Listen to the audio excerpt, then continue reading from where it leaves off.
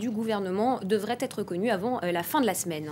On reste en France avec un nouveau rapport de la Cour des comptes sur les privilèges accordés par certaines entreprises à leurs salariés. Oui, un tarif préférentiel à la SNCF par exemple, électricité un peu moins chère chez EDF. Des discussions auraient déjà été entamées avec les partenaires sociaux sur ces petits avantages qui coûtent chaque année plusieurs centaines de millions d'euros aux entreprises. On fait le point avec nos confrères de France 2. EDF, Air France, SNCF, 3 grandes entreprises où les salariés bénéficient d'avantages en nature.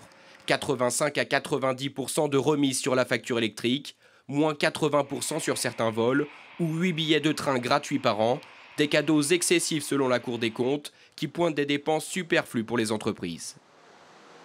Air France par exemple, la direction souhaite revenir sur certains acquis historiques. Le sujet a été mis sur la table hier en présence des syndicats.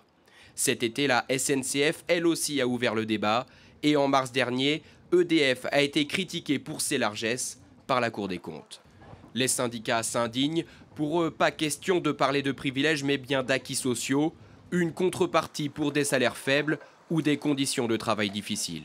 Surtout, ils rappellent que les salariés d'autres groupes du privé ont des avantages, mais que ceux-ci ne sont ni pointés du doigt, ni remis en cause.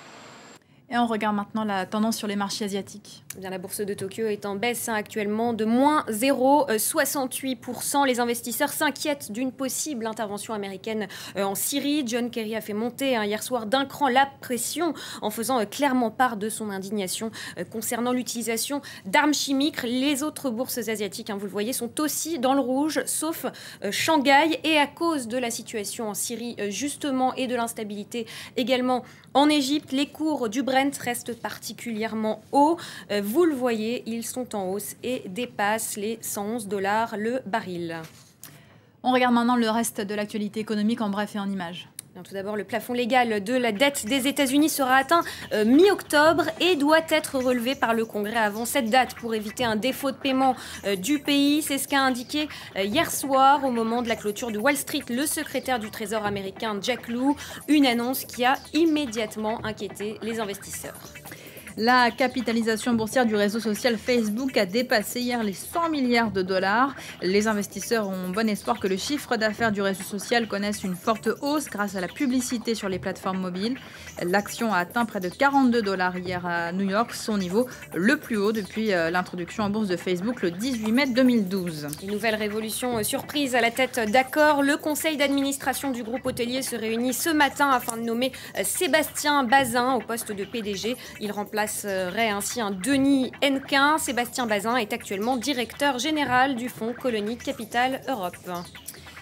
Pour finir, Starbucks veut se développer sur les marchés émergents. Il va s'implanter en Colombie. Oui, la première chaîne mondiale de cafétéria, Starbucks, a annoncé qu'elle ouvrirait l'an prochain son premier établissement dans le pays. La Colombie est l'un des principaux producteurs d'Arabica, d'où le groupe américain importe des graines de café depuis plus de 40 ans. Alors écoutez le directeur général de Starbucks.